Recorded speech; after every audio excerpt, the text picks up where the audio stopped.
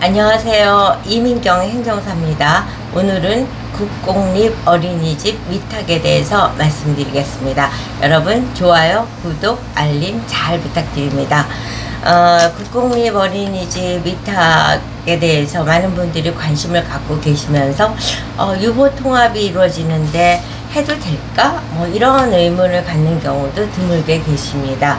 다 아시다시피 유보 통합이라는 것은 유치원과 어린이집을 통합한다, 보육을 통합한다 해서 유보 통합이죠. 이와 같은 이제 저는 사실 국회에서 보좌관을 22년 동안 했고, 이제 1988년서부터 국회에 들어가서 영유아 보육법을 제정하는 일부터 참여를 했던 사람으로서 영유아 보육법의 이제 역사를 잘 알고 있죠. 이제 여자들이 사회활동을 많이 하면서 보육시설이 많이 요구돼서 이제 그때서부터 보육시설이 급증을 했습니다. 그리고 그럼에도 불구하고 여성들의 경제 참여를 돕기 위할 만큼 어린이집이 충분하지 않다 보니까 나라에서 이제 많은 어린이집을 혜택을 주면서 융자도 해주고 이런 식으로 해서 설립을 하도록 했습니다. 그런데 현실을 보면은 많은 어린이의 보호자들, 어머니들이 민간 어린이집보다는 국공립 어린이집을 선호하고 있어서 국공립 어린이집을 지역별로 다 세워주길 원했습니다. 근데 그런 시점에 이미 보육연합회라는 파워 있는 그 원장님이나 보육교사들을 대변하는 단체의 입김이 세져서 학부모들은 국공립 어린이집을 원하지만 그런 단체에서는 민간 어린이집에 지원을 원하지 국공립 어린이집 설립을 반대하는 입장이었습니다. 그래서 이제 정부가 정책의 일환으로 생각한 것이 새로운 아파트들이 생기거나 신규 어린이집을 설립해야 될 그런 여건일 때는 과거에는 그거를 민간에게 이제 이렇게 분양을 하거나 이렇게 했던 것을 국공립 어린이집을 하면서 민간이 위탁해서 운영하도록 해서 국공립 어린이집의 숫자를 증가시키는 쪽으로 방향을 잡힌 거죠. 그래서 이제 국공립 어린이집 위탁이라는 이제 그와 같은 뭐랄까 지자체에서는 공고를 내고 민간의 원장님이나 보육교사들이 국공립 어린이집을 하기 위해서 지원을 하는 그와 같은 이제 시스템이 형성이 됐습니다. 제가 이제 국회에서 보좌관을 22년 동안 하다 보니까 그와 같은 경력들이 이제 바탕이 돼서 이제 서울의 한 지역에서 보육정책위원을 한 5년을 했습니다. 그 과정에서 이제 그때 당시만 해도 제가 보육정책위원을 한 게 2012년에서 2016년, 17년까지였는데 그때 당시만 해도 그러니까 국공립 어린이집을 위탁하기 위해서 공모에 참여하시는 분들이 법인에서 원장님을 한 명 고용을 해서 들어오는 형식이 되었습니다. 그래서 개인의 단독으로 개인 입장에서 원장님으로서 이제 본인이 대표이면서 국공립 어린이집 위탁을 하기 위해서 도전을 하시는 분을 보면 아니 웬 배짱? 법인도 아니고 본인이 개인이 저렇게 도전을 해도 될까?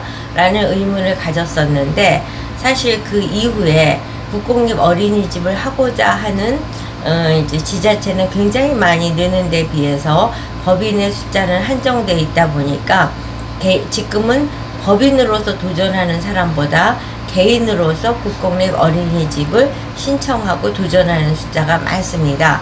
그래서 제가 2017년서부터 이제 국회에서 경력 또 보육정책위원으로서의 경력을 바탕으로 국공립 어린이집을 위탁 신청하고자 하는 분들에게 자료를 맨 처음에 만들어 드리다 워낙 원장님들이 꼼꼼하셔서 셀프로 하시는 것이 이제 비용 부담도 적고 본인의 취향대로 하시는 게 좋겠다 해서 이제 자료를 판매하기를 시작을 해서 많은 분들이 저의 자료를 구입을 해서 원장님이 되셨습니다. 뿐만 아니라 이제 5년이 지난 이후에 재신청을 하기 위해서 다시 연락을 주시는 분도 다수 있을 정도로 보육정책 제가 드리는 운영계획서, 운영예산서, PPT를 갖고 국공립 어린이집 원장이 되신 분들이 다수가 있다는 말씀을 드리겠습니다. 이제 그 운영계획서나 운영예산서, PPT 이와 같은 것들이 이제 어떻게 구성이 되어 있냐 하면은 이제 표준 보육이라든가 누리보육이라든가, 그러니까 보건복지부에서 나오는 보육정책 안내서에 준해서 표준보육, 누리보육, 또 안전관리, 급식계획 이런 것들을 이제 상세하게 내용을 구성을 해서 드리고, 뿐만 아니라 이제 최근에는 지역별로 요구사항들이 굉장히 많이 늘었습니다. 뭐 고용승계를 원하는 경우 노무 지원, 또 아동학대 예방, 또 안전관리 계획, 다문화 보육 프로그램, 생태 친화 프로그램 등 이제 많은 그 지자체별로 원하는 것들을 저는 제주도까지 하니까 거의 20-30개를 추가로 파일로 드립니다. 그래서 보육 정책, 그러니까 운영계획서에다가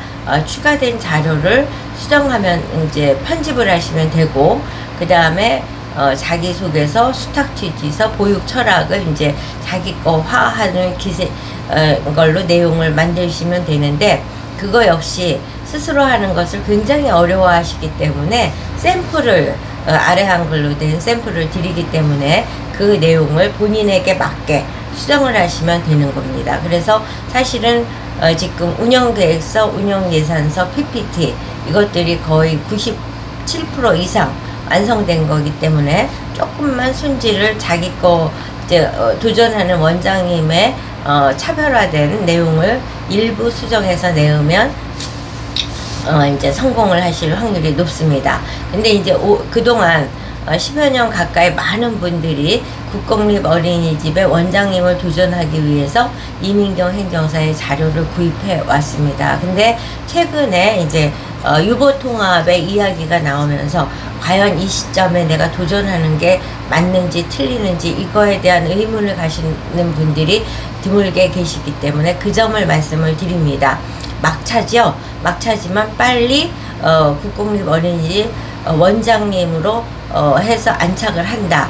그러면은 이제 유보통합을 지금 제 제자나 이런 사람들이 공무원으로 있으면서 지금 유보통합의 시범 운영을 하고 있는 현장의 소식을 이제 저한테 실시간으로 연락을 줘서 지금 현장의 소식을 알고 있는데, 아직까지는 완결되지 않은 상태이기 때문에 빨리 이 시점이라도 국공립 어린이집 원장님을 도전을 하면 유보통합을 했을 때는 국공립 어린이집으로 이미 10년, 20년 경력을 갖고 계신 분이나 신규로 도전하신 분이나 똑같이 국공립 어린이집 원장 출신으로서 유보통합에 자신의 지위를 확보할 수 있다는 점을 강조해 드립니다. 따라서 지금 유보통합이 이제 다가오는 이 시점에 원장 도전은 아주 유의미한 절호의 찬스라는 말씀을 드리면서 오늘 영상을 마치도록 하겠습니다. 여러분 좋아요, 구독, 알림 잘 부탁드립니다.